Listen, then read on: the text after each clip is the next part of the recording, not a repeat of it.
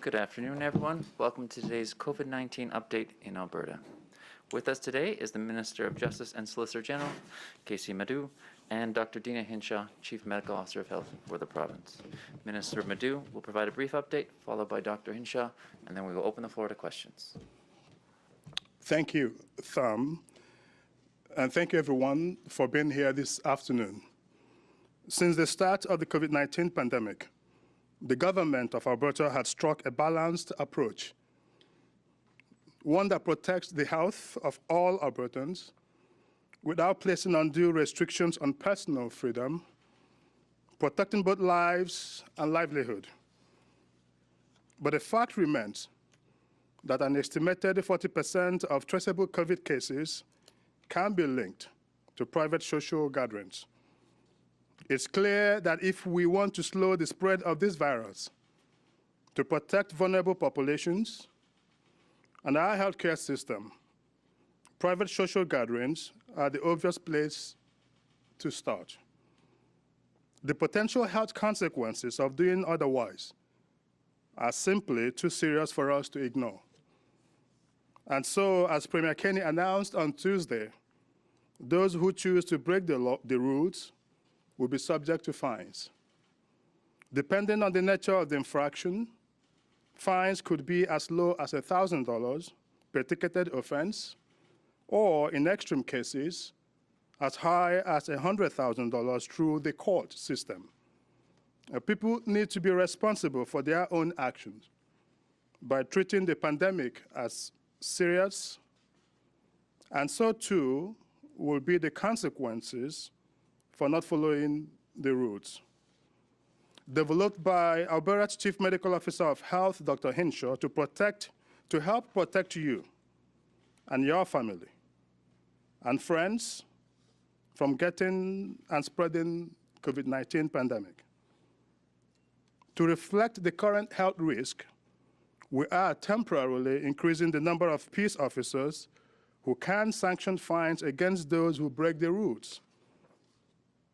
Currently, enforcing public health legislation is handled by police, health inspectors, and level 1 Alberta peace officers. Now, on top of this, I am temporarily extending this authority to about 700 more officers, to both certain level 2 Alberta peace officers and level 1 community peace officers. This means Alberta peace officers who are level 2 and work in ministries outside of my department, and level 1 community peace officers who are employed by municipalities across Alberta. Both already have the training and experience necessary to enforce public health orders if required during a provincial emergency. To be clear, we are not asking these officers to stop code their day-to-day priorities or to harass responsible Albertans going about their everyday lives. As the Premier said earlier this week, this is not by preference, but because of the reality we face as a province.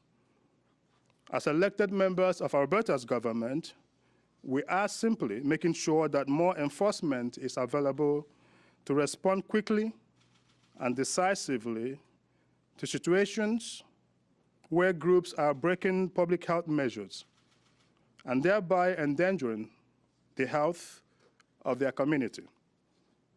On behalf of Alberta's frontline healthcare workers, the families who have lost loved ones to this terrible pandemic, the men and women who risked their lives saving lives, to start a small business,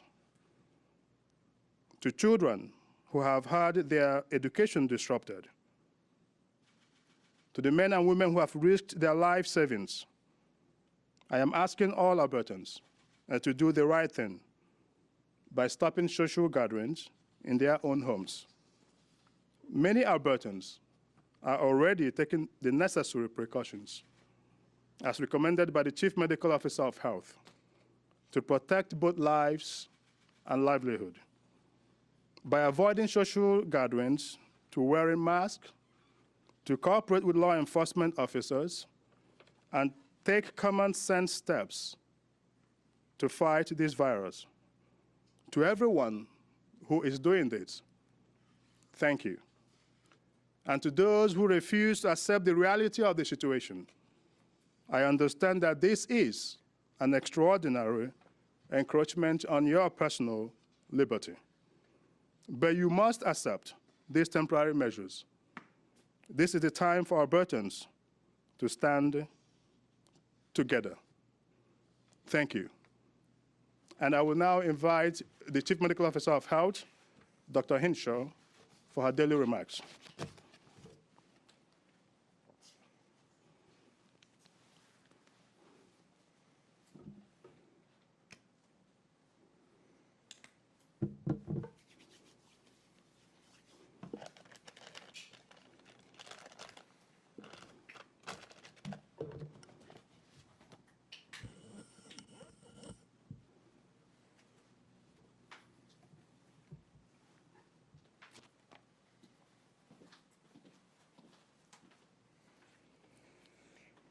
Thank you, Minister. And good afternoon, everyone.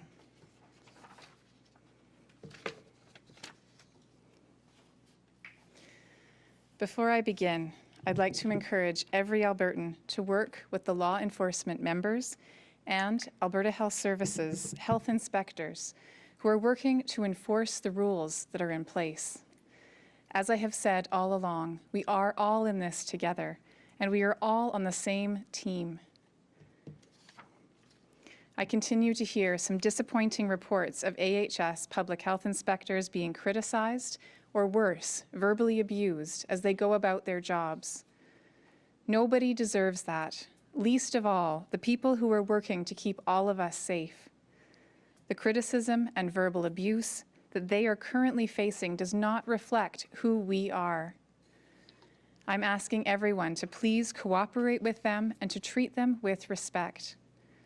I know that the restrictions currently placed on all of us are difficult, but they are not the fault of law enforcement or inspectors who are simply trying to enforce what is in place and to help stop the spread.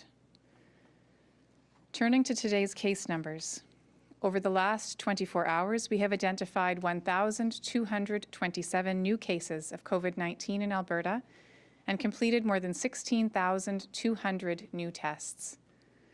Our provincial positivity rate currently sits at about 7.6%, and we now have 14,217 active cases. There are 405 people in hospital, including 86 who have been admitted into the ICU. Sadly, there were 9 deaths related to COVID-19 that were reported to us in the last 24 hours. I think often about the tragic impact that this virus has had on many Albertans. Not only those who have lost a loved one, but everyone who has suffered from COVID-19 or been impacted by the restrictions we have used to prevent spread. This is a hard time for all of us, and we need to continue to support one another through the many challenges. In schools, there are currently active alerts or outbreaks in 356 schools, about 15% of all schools in Alberta. Currently, these schools have a combined total of 1,326 active cases. This number includes 193 schools with outbreaks, including 89 currently on the watch list. Starting Monday, all students in grades 7 and above will shift to at-home learning until January 11th. Schools are an essential part of our children's health and well-being, and I know that this will be difficult for many. I would like to thank everyone for their efforts and flexibility as we make this transition. I would also like to remind everyone living in enhanced status areas that many of the restrictions for businesses and services announced on Tuesday are coming into effect today. I have issued a new order, number 39/2020, that legally brings these restrictions into force. This order will be posted later today. I urge Albertans to exercise patience and kindness in the days ahead. If a line is a bit longer than usual, or an employee asks you to follow a new policy that is in place, please do not take your frustrations out on these workers. These new restrictions and measures create extra work and pressures for staff, owners, and operators. I am grateful to each of them for taking them seriously and putting them into effect, to closely follow each of the public health orders. You play a critical role in bending the curve. That being said, I also encourage employees and operators to show patience for customers who may not know new measures are in effect, or who may need your help understanding what they need to do. I know that there are many new restrictions in place, so today I wanted to touch on a few areas we've received questions about. I've been asked whether the restriction on group performances is still in effect for enhanced areas. This was originally announced in mid-November. It prohibited any group performance activity, including singing, dancing, and theatre, though not in professional performance venues or as part of ordinary school classroom activities. This ban will remain for enhanced areas. It does not apply to individual one-on-one settings, so singing or piano lessons, for example, can still occur with appropriate precautions in place. I have also been asked whether mutual support groups like Alcoholics Anonymous, Narcotics Anonymous, and Smart Recovery can continue to meet in person with these new restrictions. Mutual support groups are critical to preserving Albertans' health and well-being. They may continue to operate in person without capacity restrictions as long as physical distancing of 2 meters is maintained between everyone.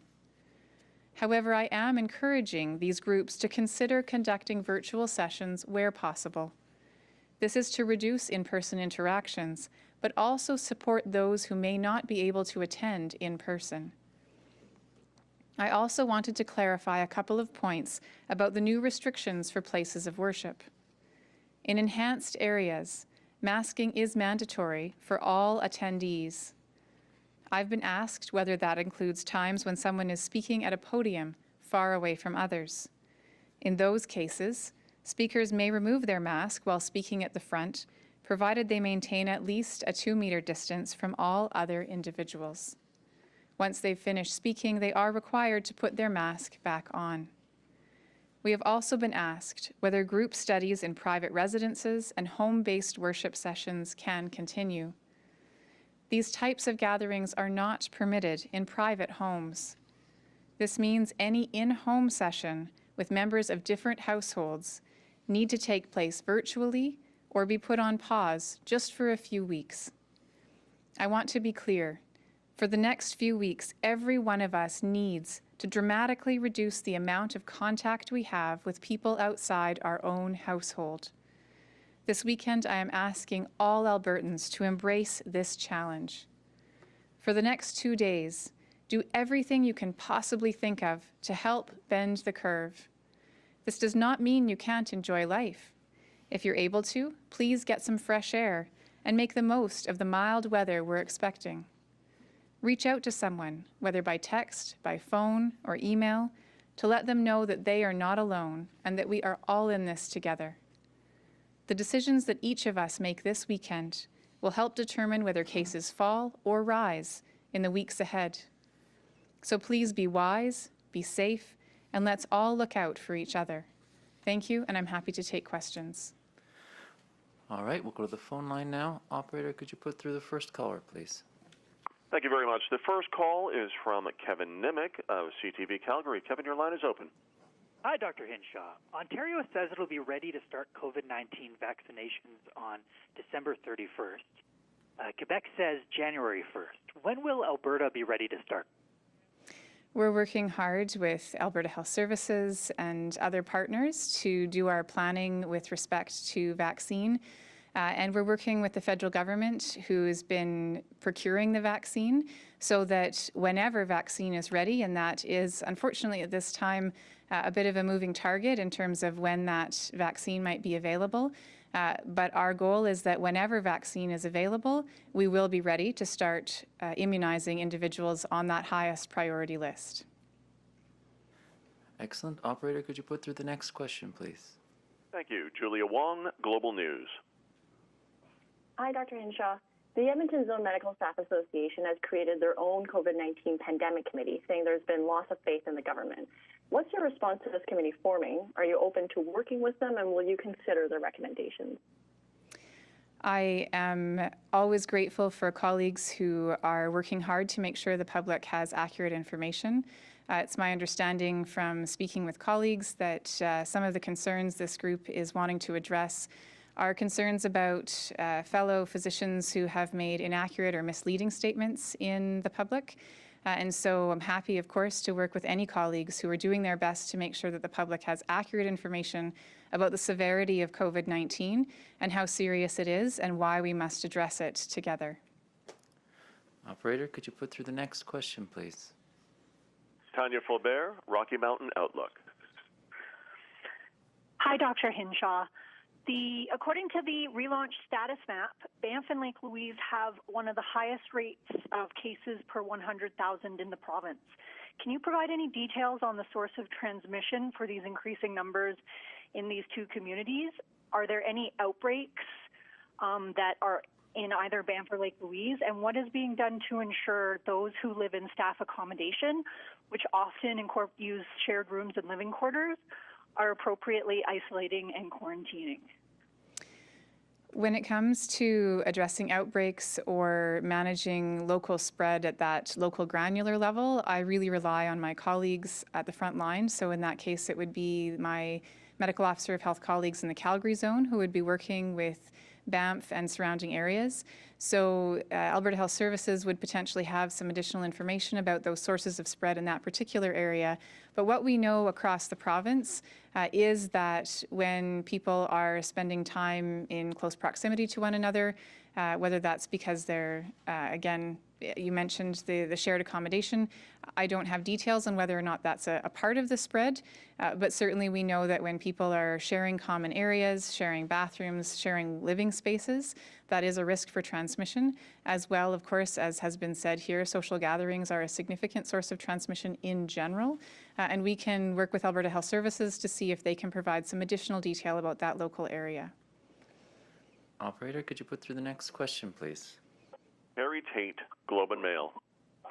Hi, Dr. Hinshaw. I'm wondering if you can explain a little bit more about how the health system intends to create 400 ICU beds for COVID patients and 2,000 acute beds. You talked about moving people to continuing care quicker, but those beds there's beds blocked in that system. The wait list is longer. I'm wondering if you can be a little bit more specific about what we'll lose, what will the expense be, and where this is going to physically happen. Sure. I think Alberta Health Services would have a lot of the details you're looking for if you're looking for specific sites and specific logistics. So I don't have that level of granular detail. What I can tell you is that there is work underway to expand capacity in the continuing care system to be able to create beds where people who need additional care and can no longer have all of their needs met at home, that those individuals will be able to have beds to go into, and those who are in hospital waiting for those places to open, that additional capacity will be created within the system.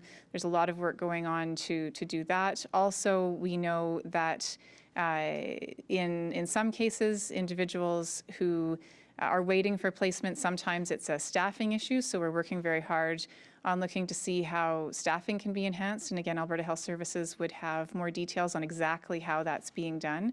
And then, as I've said before, unfortunately, part of the way that we enhance capacity in acute care is by creating space where individuals who have a care need, for example, a scheduled surgery that can be delayed, some of that capacity is being opened up by delaying those surgeries that can, so that the space is opened for COVID patients. And we can work with Alberta Health Services to get a more detailed answer to your other questions. Operator, could you put through the next caller, please? Michelle Belfontaine, CBC. Hi, Dr. Hinshaw. Just wanted to follow up with you about testing. We've received emails from people at CDC asking about delays in getting a test. Like one woman told us she had a symptomatic child And she tried yesterday to get an appointment, and as soon as she could get was on Sunday. That the notice that she got at the very bottom, it said the Edmonton zone has high testing volumes. So what's going on here? Like, are the labs overwhelmed right now, or what's the issue? That's interesting, and I am sorry to hear about that report. The regular testing turnaround reports that I get from Alberta Health Services indicate that 80% of individuals who go online to register to get a swab are able to get an appointment within 14 or 15 hours across the province to get that swab taken. So clearly the story that you're reporting is not matching our report, so I'm not sure if that would be part of that small outlier group, and it's something that I'll take back and look into.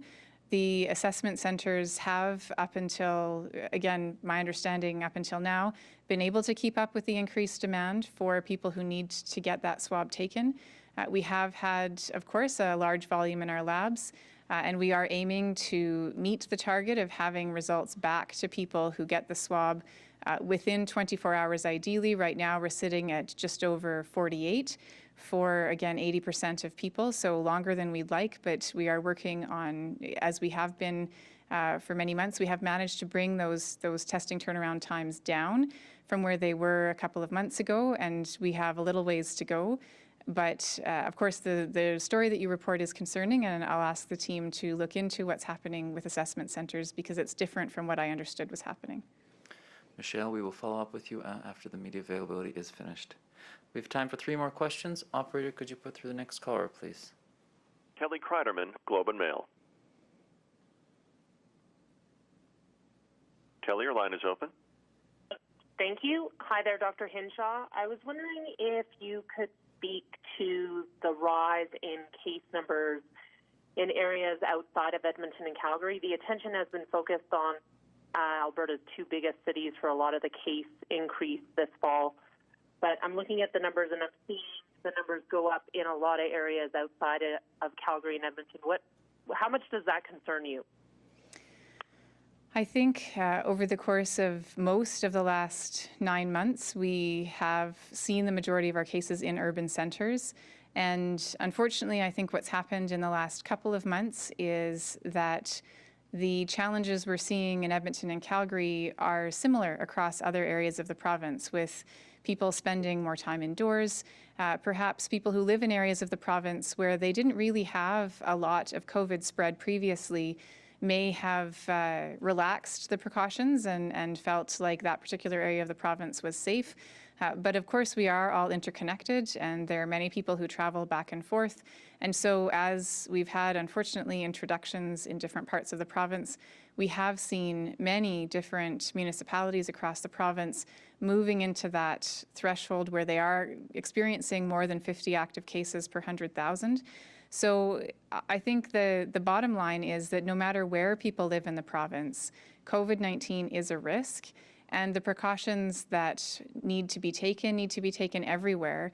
And that is exactly why the measures, many of the enhanced measures that were put in place, are focused on those enhanced areas because we need all Albertans to watch out for each other by following these restrictions that are now in place. Operator, could you put through the next question, please? Jason Herring, Postmedia. Hello, this question is for the minister. I'm wondering if police will be enforcing these new orders at anti-mask rallies. These see hundreds of Albertans together for the explicit purpose of flouting public health restrictions.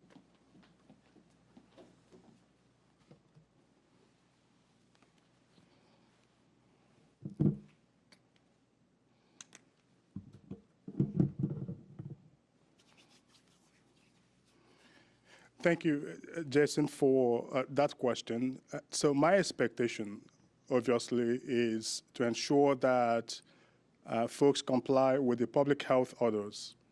As I said in my remarks, these orders are meant to keep all of us safe from this terrible virus.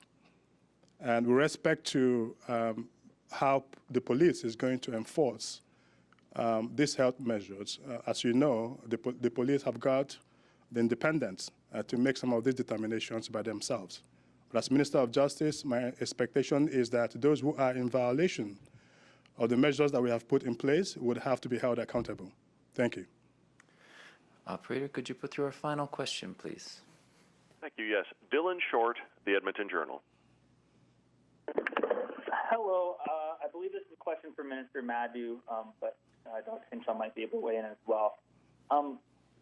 You said that we're going to have about 700 new peace officers being able to issue fines. However, these officers are still going to be doing their other jobs that they're already performing. I was wondering how then are they going to be, deployed in terms of enforcing these new COVID restrictions? Is it just if they come along social gatherings in their day-to-day job, or some other way of enforcing the rules? And then, sorry, a double-barrel question here, but in the past we've heard that enforcement is going to be more about education than actual enforcement, and there are a lot of new rules now that people are learning. Is this still the approach that we're taking, or do we need to enforce quicker? So, as you know, we have, we did deploy police officers and some of these peace officers in March of this year, and they are aware of what they need to do with respect to these new measures that have been put in place. Now, there's no question education is important, and I think Dr. Hinshaw had stressed that would continue. But at the same time, we are now faced with a very serious situation that requires that we hold people who are not complying with these measures accountable. And so you are going to see a heightened level of enforcement in those cases where there are individuals who are blatantly not compliant with the health measures. Thank you all for joining us. There will be another COVID-19 update on Monday afternoon. Have a safe weekend.